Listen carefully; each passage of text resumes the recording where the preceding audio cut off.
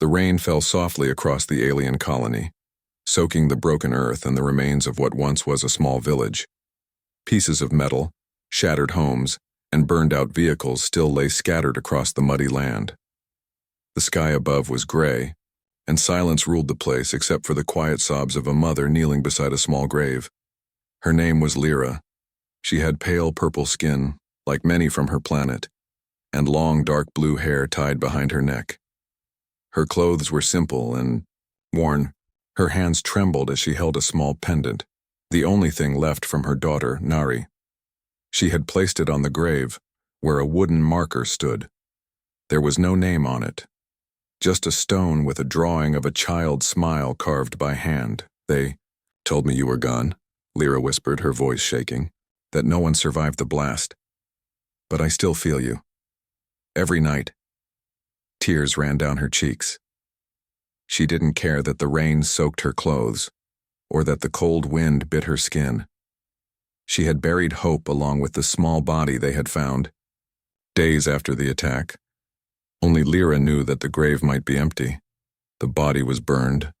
The pendant was the only clue. They told her it must be Nari, but her heart always asked, what if they were wrong? Far across the colony, in a quiet corner of the damaged human base, a man named Josh cleaned tools on his ship. He was a repair engineer from Earth, one of the many volunteers who had come to help the damaged colonies. His hair was short, and his hands were always covered in oil and dust. But inside his small repair ship was a secret. Lying under a heat blanket in the med pod was a small alien girl. Her skin was dry and cracked when he found her, barely alive beneath rubble. She had been hidden between two broken supply crates near the edge of the colony ruins. Josh had been fixing a power relay when he heard the weak sound of breathing. That was 5 days ago. She had not spoken much, but she had clung to life, and to him. He had named her Little Star because of the pendant around her neck, a star-shaped stone with blue lines glowing faintly. He didn't report her. The base commander had warned all human staff not to interfere with alien bodies, especially children. There were rules: fear of disease, fear of legal trouble, fear of blame. Josh didn't care about rules. He just saw a child who needed help. "Hey, Star," Josh whispered as he checked her temperature. "You're getting better, that's good." The girl opened her eyes slowly. They were large and soft blue, blinking at the lights. Josh smiled and offered her warm broth in a cup. She sipped weakly. She was healing, but still too weak to walk or talk clearly. "You're safe here," he told her. "I'll figure something out. Maybe find your family. Someone must be looking for you." But that wasn't true. No one had asked. No one had searched for her. Josh sat back and rubbed his face. He was tired. He had been working double shifts and hiding the girl from every patrol, from every medical scan. It was risky, but leaving her to die had never been an option. That night, the wind howled across the colony. In her shelter near the grave, Lyra sat by a small fire. She held the pendant's twin, the one she had given her daughter on her last birthday, the match to the one found in the ruins. They had always worn them together, but now she only had memories. Lyra closed her eyes and tried to remember her daughter's voice, her laugh, the way she used to run into her arms, the way she had cried when the sirens rang before the attack. She had told her to hide in the metal box, the food crate, while she fought through the fire. But Lyra was injured. She never made it back before the explosion came. The next time she returned, the place was ashes. A small burned pendant was found later near the ruins. The soldiers told her the child must have died. It was the only evidence they had. She buried it, but in her heart, a tiny spark still lived. Josh lay on his cot beside the girl, staring at the ceiling of his ship. He couldn't sleep. Something about this child was different. The pendant. The way she looked at him, like she trusted him even though he was human. "Tomorrow," he whispered, "I'll start asking around. Carefully. Maybe someone will know who you are." He glanced at the pendant. It looked hand-carved, personal. Then, for the first time, the girl whispered, Nari. Josh sat up straight. What did you say? He asked gently. She blinked. Her voice was barely there. Nari. Nari. Josh's heart skipped a beat. That's your name? She gave a soft nod, then coughed. Josh leaned back slowly. Nari. He repeated it to himself, then stood and walked to the old database terminal. All right, Nari, he said quietly. Let's find out who you belong to. Far away, Lyra held her pendant close to her heart and whispered into the cold night. I miss you, Nari. I hope you didn't suffer. Neither of them knew the truth was moving closer and that a reunion was coming sooner than they ever imagined. Josh spent most of the morning searching the old colony records. He sat at a dusty console in the corner of his ship, his eyes fixed on the cracked screen. The database wasn't in great shape after the attack, but some files had survived. He typed the name slowly. Nari. The search bar blinked. The system made soft beeping sounds as it worked through the broken data. Come on, Josh whispered, tapping the side of the monitor. He didn't know what he was hoping to find. Maybe a family record, a lost persons report, anything that could connect the little girl to someone. She deserved to be with her family, not hidden in a ship like a secret. Finally, the screen blinked and showed a list of names. Most were incomplete or corrupted, but one stood out. Nari, daughter of Lyra, resident of Sector 6 shelter. Josh leaned forward. Lyra. That must be her mother. He pulled up the shelter map.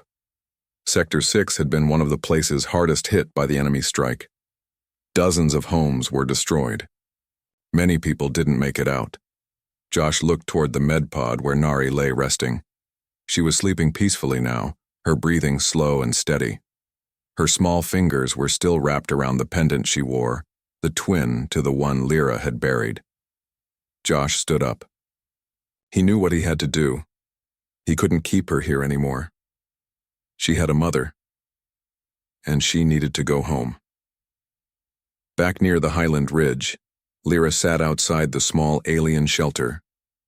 Her clothes were still wet from the night before. Her eyes were dry now, but her heart was still heavy. She had spoken to no one. People respected her silence. Many had lost family in the war, but they knew Lyra's pain ran deeper. Some had seen her standing in the rain beside the grave again and again. A small child walked by and gave her a flower. Lyra smiled gently and accepted it. Her voice was too tired for thanks. Then a worker from the refugee center walked up. Lyra, he said softly. Someone came by the central post asking about a girl named Nari. He was human. Lyra's heart skipped. A human? She asked slowly. Yes. He didn't say much, just showed a picture of a star-shaped pendant. Said he found a child. Lyra stood, her hands shaking. Where is he? I don't know. He left quickly. He said he'd return tomorrow. Lyra stared into the distance, barely breathing. Her pendant was still around her neck, hidden under her dress. She grabbed it and held it tightly. Hope, once nearly dead, began to rise again. Josh carried Nari in his arms as he walked toward the lower camp. The roads were broken and the path was long, but he didn't stop. He wrapped Nari in a warm blanket and made sure her pendant stayed around her neck. She looked up at him now and then, weak but calm. You're strong, Nari, Josh said. Just a little longer. I think I found your mom. They passed a checkpoint with a tired guard. Josh showed his engineer badge and didn't say anything else. The guard looked at the child for a moment, then simply nodded and let him through. Most people didn't want trouble, and they could see Josh wasn't a threat. By afternoon, they reached the edge of the refugee area near the highlands. The shelters were small and made of metal scraps. Smoke from cooking fires rose into the air. Josh found a woman sitting near one of the shelters. She looked up as he approached. Excuse me, he said. I'm looking for someone named Lyra. The woman pointed toward a shelter made of blue and silver panels. She's over there. Josh nodded and slowly walked toward it. His heart was beating fast. Would she believe him? Would she trust a human? As he reached the shelter, he saw her. Lyra stood outside staring at him. Her eyes went from his face to the child in his arms. She froze. Josh didn't speak at first. He knelt slowly and set Nari down on a soft mat. The girl looked up weakly. Then she whispered, "Mama." Lyra fell to her knees, her hands shaking as she reached out. "Nari?" The girl nodded. Lyra pulled her into her arms and held her tight, crying without a sound. Her whole body shook. Josh stepped back, giving them space. Other people gathered nearby, watching in silence. Some were crying too. Lyra kissed her daughter's forehead again and again. "I thought you were gone. They told me. They told me." Josh finally spoke. "She was buried in rubble near the south corner of the colony. I found her during a repair check. She was almost gone, but she held on. I didn't know who she was. Not until she said her name." Lyra looked at him with tears in her eyes. "Thank you. I don't have words." "You don't need them," Josh said softly. "She's safe now." Lyra nodded. "Because of you." Josh smiled, then stood. "I'll give you time. I'll be nearby if you need anything." As he walked away, Lyra held Nari close and whispered to her in their native tongue. The pendant around her neck and the one around Nari's now touched again, reunited like their hearts, and in the shadows of a broken world, something small but powerful had begun to heal. The next morning, sunlight broke through the gray clouds that had covered the colony for many days. For the first time in weeks, the weather felt calm. Warm rays touched the shelters gently, as if the world itself was trying to comfort those still healing. Inside her small shelter, Lyra sat beside her daughter, Nari, who was sleeping peacefully. The child's breathing was soft and steady. Her skin, once dry and pale, now looked healthier. Her fingers held tightly onto her mother's hand. Even in sleep, she didn't want to let go. Lyra had barely slept. Her eyes were swollen from crying. This time not from sadness, but from relief. She still couldn't believe it. Her child, whom she had mourned and buried, was alive. Not just alive, but safe, warm, and back in her arms. And all because of a human. She looked at the pendant around Nari's neck. It matched hers exactly. No one could doubt the truth now. She gently brushed her daughter's hair and kissed her forehead. Outside, voices whispered about what had happened. People in the refugee zone spoke with quiet awe about the human who saved a child no one else believed had survived. For many, it was hard to imagine. They had always kept their distance from humans, unsure whether they could trust them. But this story changed something. Josh sat at a supply table in the nearby camp, sipping a hot drink made from local herbs. A few other workers nodded at him, with respect. Some even smiled, a rare thing in this broken place. He wasn't used to attention. He only did what he thought was right. A younger alien girl approached him carefully. You are the one who saved the little one?" Josh looked up and nodded. "Yeah, her name's Nari. She's with her mom now." The girl bowed slightly, then ran off. Josh smiled faintly, then stood and began packing his tools. His repairs weren't finished, and he didn't like sitting around. As he worked near one of the old water purifiers, he saw Lyra walking toward him. She looked stronger now, though her face was still tired. Nari wasn't with her, probably still resting. "Josh," she said gently. He turned. "Hey, how is she?" "She's better. She ate today. She even laughed. A little," Lyra said, her voice shaking. "I still don't know how to thank you. You don't have to." "Really?" Lyra looked down. "I was told humans only help their own kind, that they don't care about others." Josh shrugged. "I don't care what people say. I saw a child who needed help. That was enough." She looked up at him. "You're the reason I didn't bury my real daughter. That grave, it doesn't hold her. It holds my guilt. But now, it also holds my past." Josh didn't know what to say. He just nodded quietly. I want to ask you something, Lyra said. Would you come with me? There's something I need to do. Josh agreed and followed her across the camp. They walked back to the gravesite. The rain had stopped completely. The muddy ground was drying and flowers had begun to grow in some places again. The grave still stood there untouched with the small stone marker. Lyra knelt beside it. Josh stayed back, giving her space. She placed both pendants on the marker for a moment, hers and Nari's. Then she took a deep breath. I thought I lost her, she whispered. I thought I failed. She closed her eyes, then stood and gently removed the stone marker from the grave. Josh watched silently. She's not here, Lyra said. She's alive, and I won't let this place hold her name anymore. Josh stepped forward. Would you like me to help? She nodded. Together they cleared the small grave. There was no body beneath, just ashes and some burned cloth. It could have belonged to anyone. They had all been in pain. They had all been desperate to make sense of loss. Lyra buried a fresh flower in the spot and walked away, leaving it open.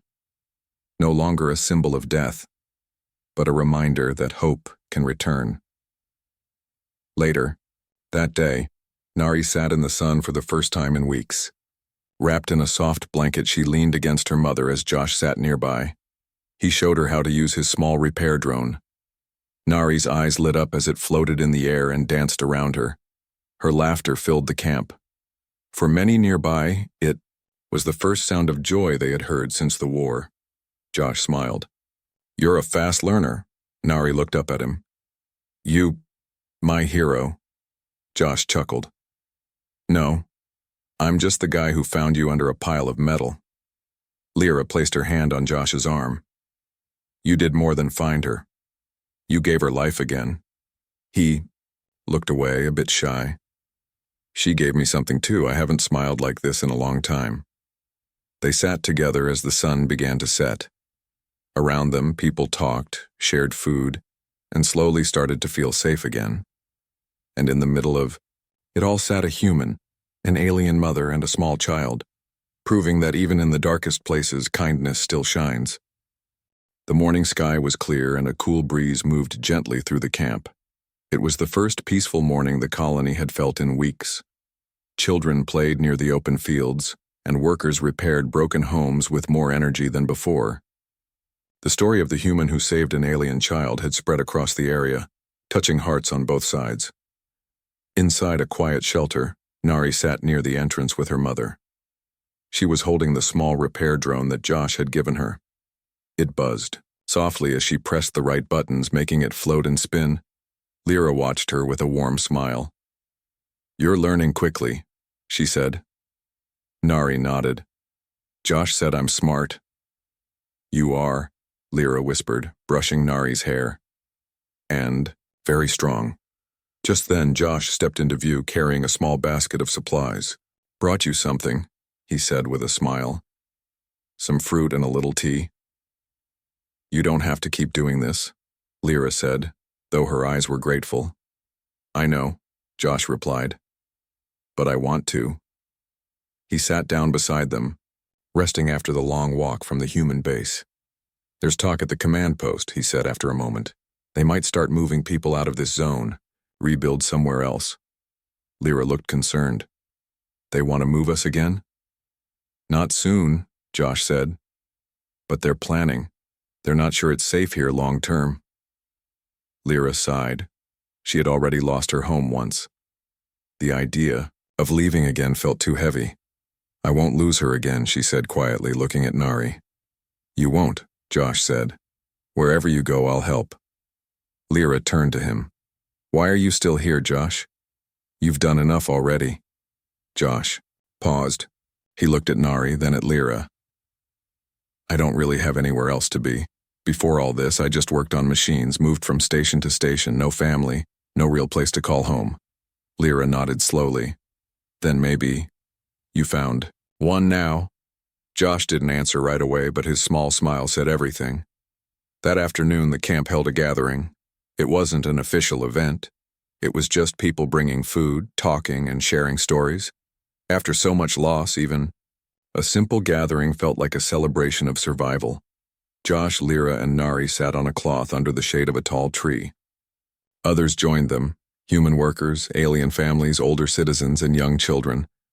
One elder, a thin alien woman with gray markings across her face, stood up and spoke in a soft voice. Not long ago, we feared each other. We stayed apart. But then, a man walked into the storm and brought back hope.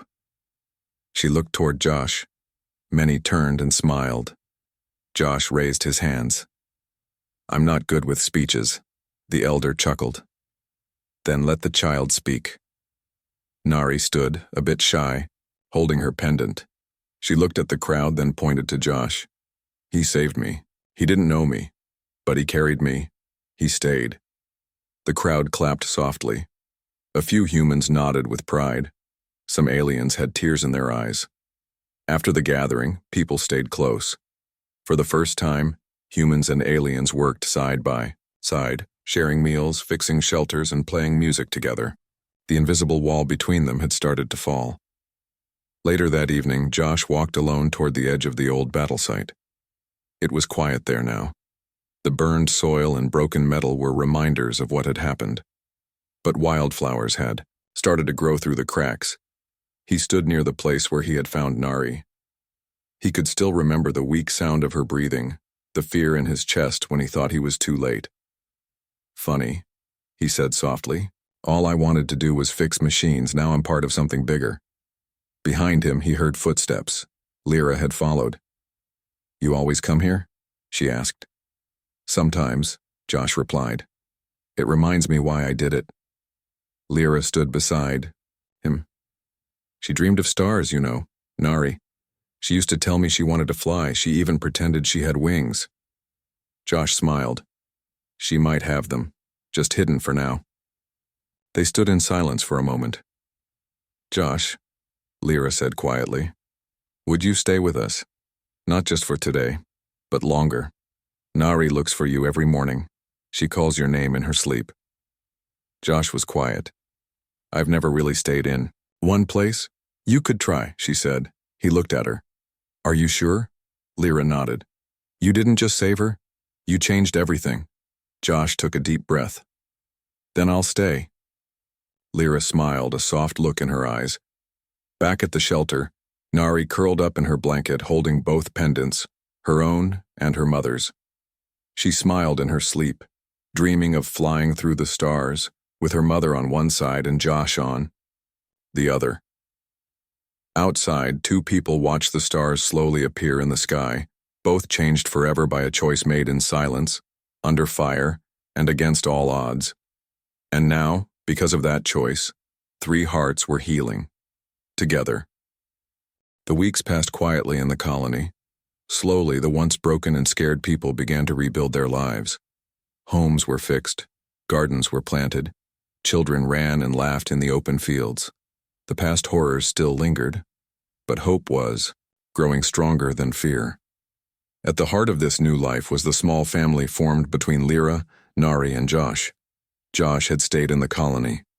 He no longer felt like a visitor or an outsider. Instead, he had found a place where he belonged. One morning, a group of leaders from both the human and alien sides arrived at the camp. They wanted to hear the story of the child who had been saved, and the man who had saved her. Lyra stood with Josh and Nari before the gathering crowd. Her eyes met Josh's, and she smiled softly. The head of the human team stepped forward first. We have heard the story of Josh and Nari, he said. It is a reminder of the strength found in kindness.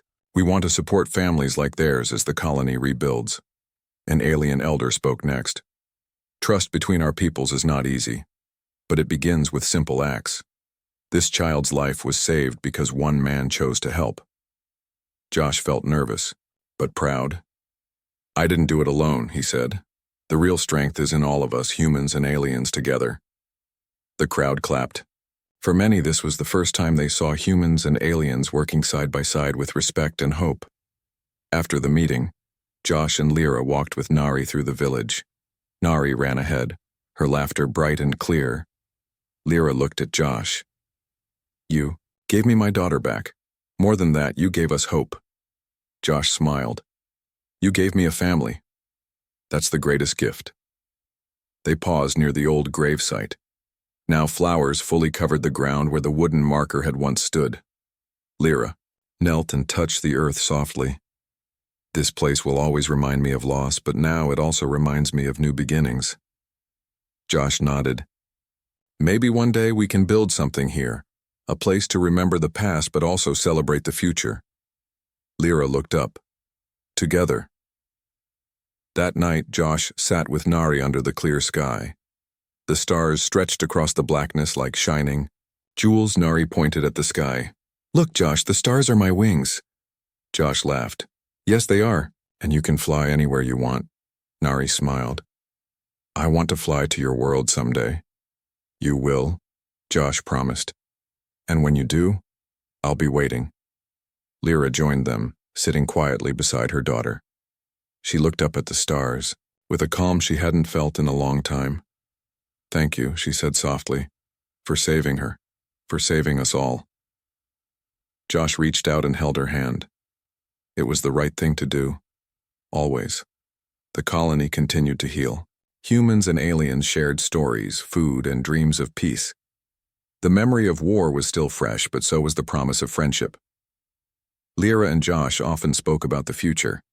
They planned to teach Nari both their languages, their cultures, and their hopes. One day, Josh looked at Lyra and said, Maybe this is the start of something bigger, something the galaxy needs. She smiled, her eyes shining with hope. Because of you, a child lived. Because of you, we believe in better days. Nari ran to them, her arms open wide. Family. Josh and Lyra hugged her close, feeling the warmth of a new beginning. Far away from the battle scars and the graves, life was growing again. And in the quiet spaces between stars, a human, an alien mother, and her daughter proved that kindness could cross worlds and change everything.